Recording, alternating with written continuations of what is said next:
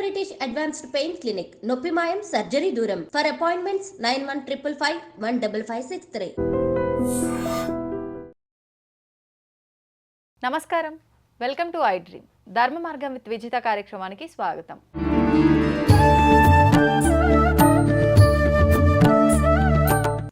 ప్రస్తుత రోజుల్లో చాలా మందికి వివాహం ఆలస్యం అవుతూ ఉండడం చూస్తున్నాం. వివాహం అయినా సరే వివాహ బంధంలో కరెక్ట్గా లేక రకరకాల ఇబ్బందులు, ఒడిదుడుకులు అలా నెట్టుకొస్తూ ఆ జీవితాన్ని కొనసాగించే వాళ్ళు ఉన్నారు. మేము ఇంకా ఈ జీవితాన్ని కొనసాగించలేము అని చెప్పి విడాకుల వరకు వెళ్ళే వాళ్ళు ఉన్నారు.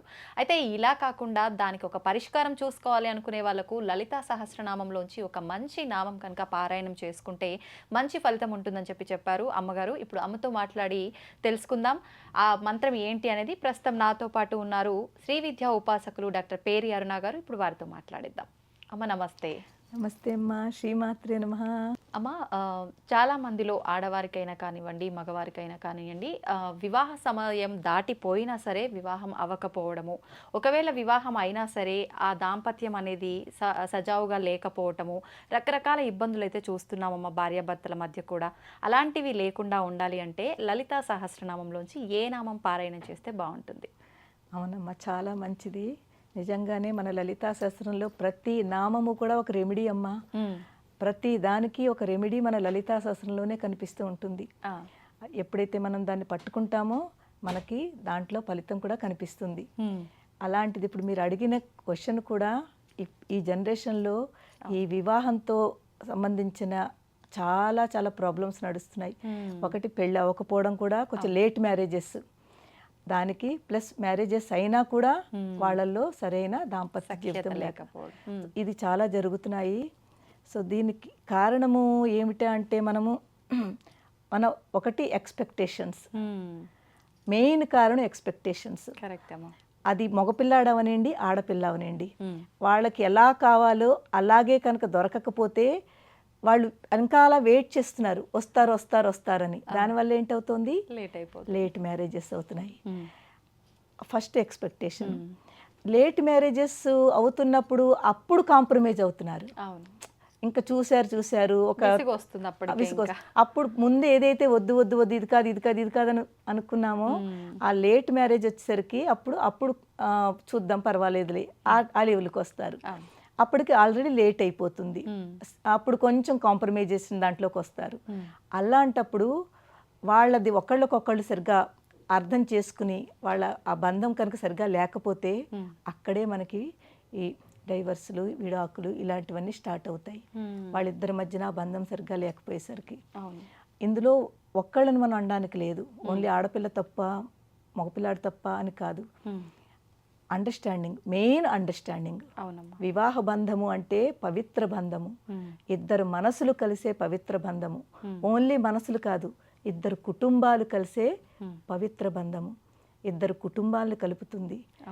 అలాంటి పవిత్ర బంధంలో ఒకటి కావాలి, అండర్స్టాండింగ్. ఒక్కళ్ళే చేసుకుంటూ వెళ్ళిపోయి ఒకళ్ళే అర్థం చేసుకుంటూ ఎలాగైనా పర్లేదు నేను ఇలాగే ఉంటాను అలాగే ఉంటాను అనుకుంటే కుదరదు. అవతల వాళ్ళ సపోర్ట్ కూడా కావాలి. ఆ సపోర్ట్ ఉన్నప్పుడే మనం ఎంత చేసినా కూడా దానికి విలువ ఉంటుంది. ఆ సపోర్ట్ దొరకనప్పుడు వన్ వే అయిపోయింది. మనం ఎంత చేసినా అవతల నుంచి సపోర్ట్ దొరకట్లేదు అనుకున్నప్పుడు చాలా బాధ అనిపిస్తుంది. అలాంటి కేసెస్ మనకు కనిపిస్తున్నాయి. ఇప్పుడు ముందు మనం వివాహం గురించి.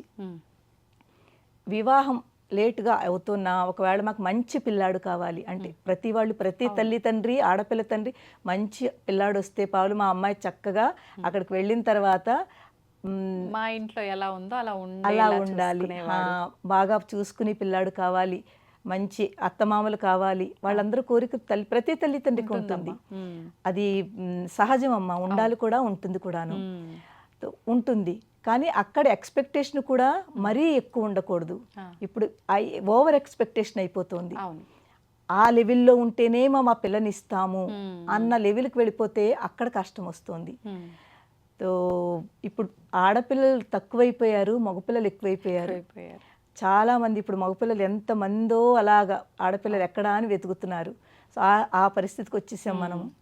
సో అలాంటప్పుడు లలితా శాస్త్రంలో ఒక నామం ఉంది, కామేశబద్ధ మాంగళ్య సూత్ర శోభిత కంధరా. అంటే కామేశ్వరుడు ఎవరు? అమ్మవారి యొక్క భర్త.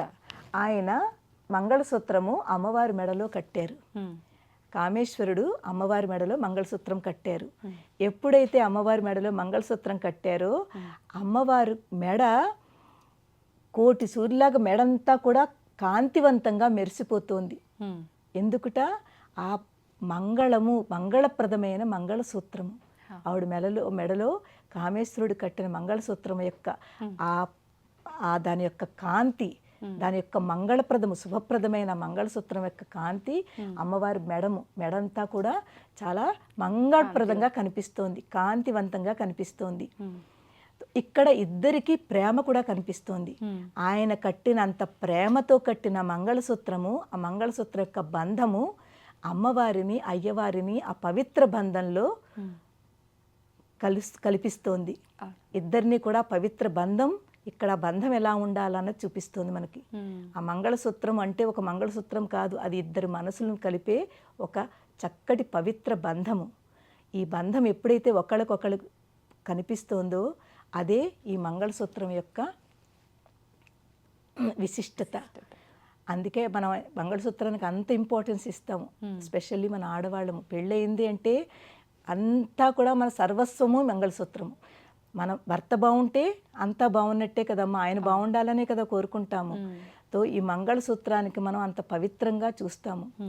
కానీ ఇప్పుడు మంగళసూత్రానికి కొంచెం అందరూ కూడా ఆ పవిత్రత తగ్గించారు. అది వేరే టాపిక్ అనుకోండి, ఇప్పుడు అక్కడికి వెళ్ళొద్దు మనం. అవునమ్మా. కానీ ఇక్కడ మనం తెలుసుకోవాల్సింది ఏంటంటే ఈ మంగళసూత్రం అనేది ఓన్లీ మంగళసూత్రము ఒక తాడు అనుకోకుండా ఇద్దరిని కలుపుతోంది, రెండు కుటుంబాలను కలుపుతోంది, రెండు మనసులను కలుపుతోంది, ఒక పవిత్ర బంధంగా ఉంటుంది. దానిని ఆడపిల్లైనా మగపిల్లాడైనా మేము దాన్ని నిభాయించాలంటే, హిందీలో అంటాం కదా, ఎలా ఉండాలో అన్నది ఈ మంగళసూత్రం మనకి చెప్తుంది. అందుకే 3 ముళ్ళు వేస్తారు. దానికి కూడా మరి ఒక టాపిక్ అది, 3 ముళ్ళు ఎందుకు వేస్తారు అనేది ఒక పెద్ద టాపిక్. సో ఎప్పుడైతే ఈ పవిత్ర బంధం మీరు ఇలా ఉండాలి, పెళ్ళైన తర్వాత ఒకళ్ళు ఇద్దరు వేరు ప్లేసెస్ నుంచి వచ్చారు, చాలా చేంజెస్ ఉంటాయి థాట్స్లో, ఆలోచనలో. మీ ఆలోచన వేరుండొచ్చు, తన ఆలోచన వేరుండొచ్చును. ఒక్కసారిగా ఇద్దరిది కలవాలని లేదు. కానీ ఎప్పుడు కలుస్తాయి? కొంచెం మాట మీరు వాళ్ళది వింటే, వాళ్ళు మీ మాట వింటే, ఎక్కడో అక్కడ మనం కాంప్రమైజ్ అవ్వాలి, అర్థం చేసుకోవాలి. అర్థం చేసుకుంటేనే ఇద్దరు కలుస్తారు. స్టార్టింగ్లోనే ఈ ప్రాబ్లమ్స్ వస్తాయి. ముందులోనే కొంచెం అలవాటు చేసుకుని పర్వాలేదని కాస్త మనం విని ముందుకు వెళ్ళామా మన లైఫ్ చాలా బాగుంటుంది. కానీ స్టార్టింగ్లోనే అర్థం చేసుకోకుండా మనం క్లాషెస్ పెట్టుకున్నామా అది ఇంకో వేకి తీసుకెళ్తుంది. తో ఈ శ్లోకం ఏదైతే ఉందో కామేశబద్ధ మాంగళ్య సూత్ర శోభిత కంధరా యై నమః, ఈ శ్లోకం కనుక మ్యారేజెస్ అవని వాళ్ళు, అది లేట్ మ్యారేజ్ అయినా మంచి పిల్లాడు అంటే మంచి అల్లుడు రావాలని, లేకపోతే మంచి కోడలు రావాలని, ఇక్కడ అమ్మవారు కోడల రూపంలో అనుకుందాము, ఆ శివుడు కామేశ్వరుడు అల్లుడు రూపంలో. సో అలాంటి వాళ్ళు రావాలి. పార్వతీ పరమేశ్వరులు ఎందుకంటామమ్మా, వాళ్ళని ప్రతి చోట ఎగ్జాంపుల్గా తీసుకుంటాము. పార్వతీ పరమేశ్వరులా ఉండాలి అని దీవిస్తాం కూడాను. సో వాళ్ళని ఎందుకంటాము అంటే వాళ్ళు ఎప్పుడూ కూడా ఒకళ్ళకొకళ్ళు చాలా అండర్స్టాండింగ్లో ఉంటారు, ఒకళ్ళకొకళ్ళు అర్థం చేసుకుంటారు. అలాంటి వాళ్ళు రావాలని ప్రతి తల్లి తండ్రి అనుకుంటారు. కాబట్టి మన పిల్లలకి మంచి సంబంధం రావాలని, అలాగే ఎవరైతే పెళ్ళి అవ్వాలో ఆడపిల్లైనా మగపిల్లాడైనా వాళ్ళు మాకు ఒక మంచి అర్ధాంగిని రావాలి, మంచి భార్య రావాలని మగపిల్లాడు, మంచి భర్త రావాలని ఆడపిల్ల అనుకుని ఈ శ్లోకాన్ని కనుక 11 సార్లు 41 రోజు ముందు చేయమనండి. అలాగ ఎప్పటి వరకు మళ్ళీ మ్యారేజ్ ఫిక్స్ అవ్వదు అంతవరకు అలా కంటిన్యూ చేస్తే ఎక్కడో అక్కడ ఎప్పుడో అప్పుడు ఆ అమ్మవారు ఒక మంచి భర్త కావాలంటే భర్త, అలాగే భార్య కావాలంటే భార్య ఎక్కడో అక్కడ కనెక్ట్ చేస్తుంది. ఇప్పుడు పిల్లల తరఫున పేరెంట్స్ చేసినా సరిపోతుందమ్మా? యాక్చువల్లీ ఇక్కడ ఏంటంటేనమ్మా, ఇప్పుడు ఎవరికి మ్యారేజ్ అవ్వాలో వాళ్ళు చేస్తేనే ఆ ఎఫెక్ట్ ఎక్కువ ఉంటుంది. ఓకే. అంటే ఇంక ఈ రోజుల్లో పిల్లలు వినరమ్మా.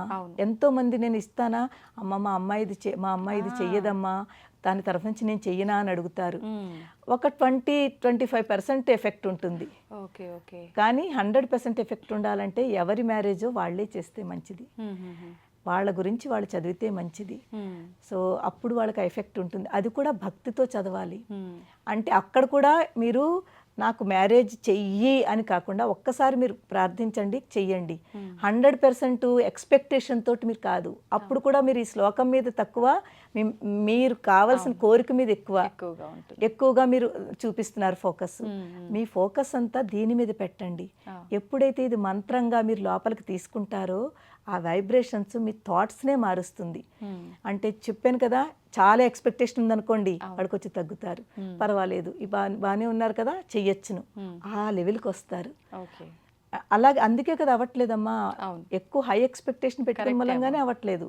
ఆడపిల్లవాళ్ళైనా మగపిల్లవాళ్ళైనా కొంచెం తగ్గుతారు, పర్వాలేదు బాగుంది కదా చేద్దాము, ఆ లెవెల్కి వస్తారు. ఆ థాట్స్ మారుస్తుంది అనమాట ఈ మంత్రాలు. ఇప్పుడు పిల్లల కన్నా కూడా పేరెంట్స్ కి ఎక్కువ ఎక్స్పెక్టేషన్స్ ఉంటున్నాయమ్మా. మేమిచ్చే మా అమ్మాయి వెళ్ళే ఇంట్లో అలా అంత ఆస్తి ఉండాలి, ఇంత ఆస్తి ఉండాలి, లేదంటే అక్కడ ఉండాలి, ఇక్కడ ఉండాలి, ఇలాంటివి ఎక్కువైపోవడం వల్లనే ఇంకా ఇబ్బందులు. నిజంగానేనమ్మా. ఈవెన్ పేరెంట్స్ కూడా నేను అదే అనుకుంటుంటాను, చెప్పదలుచుకున్నది ఈ అమ్మ జాతకములు ఒకటి, ఎక్స్పెక్టేషన్ ఒకటి, ఒక లిమిట్ వరకు పర్లేదు, కానీ మరీ దాన్ని క్రాస్ చేసి మాకు ఇలా ఉంటేనే ఇస్తామని అంత ఆ ఎక్స్పెక్టేషన్ పెట్టుకుంటే చాలా కష్టం అవుతుందమ్మా. ఎందుకంటే పెళ్ళి అయిన తర్వాత కొన్నిసార్లు అయితే మనకి తెలియదు కూడా, పైకి చూసేసరికి అంతా బాగుంది అనిపిస్తుంది, లోపల ఏముందో మనకి ఏం తెలుస్తుంది చెప్పండి? ఎవ్వరికి మనం చెప్పలేము. మనం పైకి చూసి ఒకవేళ చాలా కోటీశ్వరుడు అనుకోండి, వాడి దగ్గర ₹1,00,00,000 ఉన్నాయి, కోటీశ్వరుడు, డబ్బులు ఉన్నాయి, అన్నీ ఉంది, మీరు ఆ డబ్బు చూసి ఇచ్చి పిల్లాడు బాగోకపోతే ఏం చేస్తారు? అది మనం అందు గురించి అలాంటి ఎక్స్పెక్టేషన్ అంత ఉన్న వాళ్ళకే ఇస్తాము, అంత సాలరీ వచ్చిన వాళ్ళకే ఇస్తాము, అంత ప్యాకేజ్ ఉన్న వాళ్ళకే ఇస్తాము అని పెట్టుకుంటాం కదా, అది కొంచెం మార్చుకోవాలి. తర్వాత ఏమో ఒకటి కొంచెం ఎక్స్పెక్టేషను దాన్ని తగ్గించుకోండి. రెండోది కొంచెం ఓపెన్ అప్గా ఉండాలమ్మా. ఓపెన్ అప్ అంటే ఏంటంటే ఈ కాస్ట్ అనేది, తర్వాత ఏమోనో ఇవన్నీ కూడాను ఇలాగే ఉంటే చేస్తాము, మా కాస్ట్ అయితేనే చేస్తాము, రెండో వాళ్ళకి ఇవ్వము అనుకుంటూ ఉంటారు కదా, అక్కడ కూడా లేట్ అవుతున్నాయి మ్యారేజెస్. వాళ్ళల్లో వాళ్ళ కాస్ట్లో వాళ్ళకి అస్సలు దొరకట్లేదు. అలా అని చెప్పి ఇంటర్ కాస్ట్ మ్యారేజ్ అని కాదు, కొంచెం అంటే మనలో నేను లెవెల్స్ ఉంటాయి. ఇప్పుడు మా శాఖలో మాకు ఇది హై లెవెల్, వాళ్ళకే చెయ్యాలి అని కొంతమంది అనుకుంటారు. ఫర్ ఎగ్జాంపుల్ మేము ద్రావిడ అనుకోండి, బ్రాహ్మిన్స్లో మేము ద్రావిడ పిల్లాడికే ఇస్తాము అని మనసులో పెట్టుకున్నారనుకోండి, అక్కడ మీకు లిమిట్ అయిపోయారు. మీకు ఏది దొరకాలో అంత గమ్మున ఈజీగా దొరకరు. అదే కనుక బ్రాహ్మలై ఉంటే చాలు అనుకున్నారు అనుకోండి, అప్పుడు మీకు ఇంకా ఎక్కువ కొంచెం ఓపెన్ అవుతాయి, ఎక్కువ మంది ఉంటారు. సో ఇలాగనమాట. అదే ఎవరి దాంట్లోనే కొంచెం ఓపెన్ అప్గా, ఒక్కటే అదే కావాలనుకోకుండా కొంచెం ఫ్రీక్వెంట్గా అనమాట, కొంచెం ఓపెన్ అప్గా పెట్టుకుని పర్వాలేదు వీళ్ళనైనా మనం చేసుకోవచ్చును అని పెట్టుకుంటే మన దగ్గర ఎక్కువ ఛాన్సెస్ ఉంటాయి. ఉంటే త్వరగా అవడానికి మనకి ఛాన్స్ ఎక్కువ ఉంటుంది. ఆ లిమిటేషన్ పెట్టుకున్నాం అనుకోండి చాలా టైం పడుతుంది. ఆ టైం మూలంగానే లేట్ మ్యారేజెస్ అవుతున్నాయి. ఇంకా పెళ్లి చేసుకోవాలన్న ఇంట్రెస్ట్ వీళ్ళకి పోతుంది, సంబంధాలు చూసే ఆలోచన వాళ్ళకి తగ్గిపోతుంది, బాధ పెరిగిపోతుంది అందరికి. ఇక్కడ ఇంకొక విషయం అమ్మా, నేను ఆడపిల్లల పరంగా చెప్తున్నాను. పాపం ఆడపిల్లలందరూ కూడా పేరెంట్స్ ఎప్పుడు పిల్లలకు మంచి చేయాలని చూస్తారు. ఒకవేళ ఇప్పుడు చూడండి, నేను లవ్ మ్యారేజ్ కూడా ఇప్పుడు అగేన్స్ట్ కాదు, నాకు చాలా చాలా మంచిది అనిపిస్తుంది. పాపం ఆ పిల్ల నచ్చుకుంది, పిల్లాడు నచ్చుకున్నాడు, చేసుకున్నారు, ఎంతో మంది చాలా హ్యాపీగా ఉన్నారమ్మా. నేను ఎంకరేజ్ చేస్తాను, నేను డిస్కరేజ్ చెయ్యను, మంచిదే చేసుకోండి. కానీ ఒకళ్ళు తెలుసుకుని చేసుకున్న తర్వాత మీరు ఎంత కష్టాలు ఏదైనా కూడా మీరే దాన్ని సాల్వ్ చేసుకోండి. ఎందుకంటే మీ అంతటి మీరు అనుకుని చేసుకుంటున్నారు. పాపం పేరెంట్స్ మీకు సపోర్ట్ చేశారు, అయ్యో పోన్లే పిల్లలు కదా ఇష్టపడ్డారని సపోర్ట్ చేశారు. అలా చేసిన తర్వాత కూడా మీరు మళ్ళీ బాధలు పడి కష్టపడి ఇప్పుడు అప్పుడు పేరెంట్స్ చేతిలో ఏమీ ఉండదు. అలా కాకుండా మీరు అలా చేసుకుంటే కష్టమైనా నష్టమైనా జాగ్రత్తగా ఉండండి. అది కాకుండా మ్యారేజ్ అవ్వలేదనుకోండి, పేరెంట్స్ మంచి సంబంధాలు తీసుకొస్తున్నారు, కానీ ఈ మధ్యన ఎందుకో ఆడపిల్లలు చెప్పాను కదా, వాళ్ళకి ఎలా కావాలో అలాగే కావాలని కూర్చుంటున్నారు, చేసుకోవట్లేదు. అంత కాకుండా కనీసం అయ్యో పాపం ఒకసారి తీసుకొచ్చారు కదా, ఒకసారి కొంతమంది అయితే మాట్లాడడానికి కూడా రెడీ లేరమ్మా. మాకు తెలిసిన వాళ్ళలో పాపం పేరెంట్స్ ఎంత మంచి పిల్లల్ని తీసుకొస్తున్నారో ఒకసారి చూసి మాట్లాడితే కదా తెలుస్తుంది వాళ్ళు ఎలా ఉంటే వాళ్ళు అని. జస్ట్ ఫోటో చూసేస్తే ఏం తెలుస్తుంది చెప్పండి? ఇప్పుడు అలా ఉన్నారు, ఈ ఫోటో లేదు బాగలేదు అంటే ఫోటోని చూసి వాళ్ళు డిసైడ్ అయిపోతున్నారు బాగుంది బాగోలేదని. అలా కాదమ్మా, కనీసం ఒక్కసారి ఎవరు ఏమిటి ఫ్యామిలీ పోనీ ఒకసారి మాట్లాడదాము. మాట్లాడి అప్పుడు కూడా బాగోలేదంటే మనం రిజెక్ట్ చేసినా బాగుంటుంది. సో కనీసం ఈ ఆడపిల్లలు పెద్దవాళ్ళు ఏదో మనకు మంచిగా తీసుకొస్తున్నారని పేరెంట్స్ మాట వింటే బాగుంటుందమ్మా. వాళ్ళు చాలా హ్యాపీగా ఉంటారు. అది వినమని నాకు అనిపిస్తూ ఉంటుంది. కొంతమంది పిల్లలు పాపం పెద్దవాళ్ళు నాకు చాలామంది చెప్పుకుంటూ ఉంటారు, ఏం చేయమమ్మా మా పిల్లలు మా మాట వింటలేదమ్మా, చూడండి అప్పుడే 3 ఏళ్ళ చూస్తున్నాం ఇప్పటివరకు అవ్వటం లేదు, అప్పుడే ఏజ్ పెరిగిపోతుంది అని పేరెంట్స్ నా దగ్గర బాధపడుతూ ఉంటారు. నేను అలాంటి వాళ్ళకి చెప్పేది కనీసం కాస్త పేరెంట్స్ మాట వినండి. ఏది తెచ్చినా ముందు జస్ట్ ఒకసారి మాట్లాడుకోండి. ఇద్దరు ఫ్యామిలీలు కలిసి కూర్చుని పిల్లాడు అందరూ కూర్చుని ఒకసారి మాట్లాడుకోండి. మాట్లాడుకోవడంలో ఏం పెళ్ళి అయిపోదు కదమ్మా. నేను చెప్పేది అదే, ఒక్కసారి 2 సార్లు మాట్లాడుకోవడంలో మ్యారేజ్ అయిపోదు కదా. కనీసం తెలుస్తాయి, అర్థమవుతుంది వాళ్ళు ఎలాంటి వాళ్ళు మన ఎలాంటి వాళ్ళు, మనకు సూట్ అవుతుందా అవదా. సో మాట్లాడుకోకుండానే దగ్గరికి వెళ్లకుండానే ఒక ఫోటో చూసి బాగోలేదనుకోవడం మంచిది కాదు. అది నేను ఇప్పుడు చెప్పి ఆడపిల్లలకి రూపం చూసి డిసైడ్ అవుతున్నారు. రూపమే అన్ని ఇంపార్టెంట్ కాదమ్మా. మనసు నిజం చెప్పాలంటే పై బాహ్య శరీరం అందము కాస్త వరకు పర్వాలేదు, కానీ ఈ లోపల ఉన్న మనసు అది కూడా చూడాలి. నిజంగా చాలా మంది పేరెంట్స్ చాలా మంచి వాళ్ళు ఉంటారు, కానీ అది ఎలా తెలుస్తుంది మంచి వాళ్ళని? ఒక 2-3 టైమ్స్ మీరు కలవండి, మాట్లాడండి, టైం ఇవ్వండి. పేరెంట్స్ కూడా పిల్లలకి టైం ఇచ్చి కలవండి, మాట్లాడుకోండి. అలాగే పిల్లలు ఓకే అమ్మ ఒకసారి కలుస్తాం, మాట్లాడతాము, మీ మాట వింటాము అనండి. ఆ పేరెంట్స్ ఎంత ఆనందపడిపోతారంటే అయ్యో నా పిల్ల ఇలా అందా అని ఎంత ఆనందపడిపోతారు. అలాగా ఆ పిల్లలు ఉంటే పేరెంట్స్ కనిపిస్తుందా మా పిల్లలు మా మాట వింటున్నారు, కనీసం వాళ్ళు మమ్మల్ని అర్థం చేసుకుంటున్నారు అని. ఈ మధ్యన పేరెంట్స్ చాలా డౌన్గా ఉన్నారమ్మా ఈ విషయాల్లో. ఏమీ చేయలేకపోతున్నారు. తర్వాత ఏంటంటే పెద్ద వయసు వచ్చిన తర్వాత పిల్లలు పేరెంట్స్ మాట వింటలేదు, కానీ పేరెంట్స్ పిల్లల మాట వినవలసి వస్తుంది. తప్పట్లేదమ్మా, ఇంకా ఆప్షన్ లేదు అక్కడ. సో అప్పుడు నాకు అనిపిస్తుంది అయ్యో కొంచెం 100% తప్పు వాళ్ళ పేరెంట్స్లో ఉందనుకోండి, పిల్లలు కూడా అనొచ్చు. నేను దానికి నేను ఎక్సెప్ట్ చేస్తాను. ఇప్పుడు మనం ఏదైనా తప్పు చేస్తుంటే అమ్మా ఇది తప్పమ్మా అంటే అయ్యో నిజమేనమ్మా నువ్వు కరెక్ట్ చెప్పావమ్మా అని తప్పకుండా వాళ్ళని ఎంకరేజ్ చేయాలి. అది మనం ఎంత పెద్దవాళ్ళు పేరెంట్స్ అయినా సరే, మనది తప్పు మనకు తెలియనప్పుడు మన పిల్ల మనకు చెప్పినప్పుడు అది ఎక్సెప్ట్ చేయాలి, ఒప్పుకోవాలి. కానీ పిల్లలు కూడా అమ్మా నువ్వు ఇలా చేస్తున్నావు కదా, ఇది వద్దమ్మా ఇలా అని పిల్లలు కూడా వినాలి. 2 వైపుల నుంచి కూడా చెయ్యాలి. అందు గురించి మ్యారేజెస్ విషయంలో ఎవరైతే లేట్ మ్యారేజెస్ అవ్వట్లేదని బాధపడుతున్నారో ఎవ్వరూ బాధపడకండి అమ్మా. మనకి టైం వచ్చినప్పుడు తప్పకుండా అవుతుంది, కానీ కాస్త మన తరఫు నుంచి కూడా ఒక ప్రయత్నం చేయాలి. ప్రయత్నం చేయకుండా మీరు ఏదో పై నుంచి అలా అనుకుంటే పెళ్ళి అవ్వదు. ఈ శ్లోకం వాళ్ళకి చాలా బాగా పనిచేస్తుంది. దానివల్ల మీ థాట్స్ మీ ఆలోచనలు మారుతాయి, మీకు అంత మంచి జరుగుతుంది. అందు గురించి కామేశబద్ధ మాంగళ్య సూత్రశోభిత కంధరాయైన మహా ఈ శ్లోకం మీరు వీలుంటే 41 రోజు చెయ్యండి, 11 సార్లు చదవండి. తర్వాత మీకు చాలా బాగా మంచి జరుగుతుంది. పెళ్ళైన వాళ్ళు కూడా ఈ శ్లోకం చదువుకుంటే వాళ్ళ దాంపత్య జీవితం చాలా బాగుంటుంది, అన్యోన్యంగా ఉంటారు, కలిసిమెలిసి ఉంటారు. అదమ్మా. నిజంగా మీరు చెప్పిన మాటలన్నీ కూడా అక్షర సత్యాలు అని పెద్దవాళ్ళు చెప్తుంటారు కదమ్మా, నిజంగా వాస్తవాలమ్మా.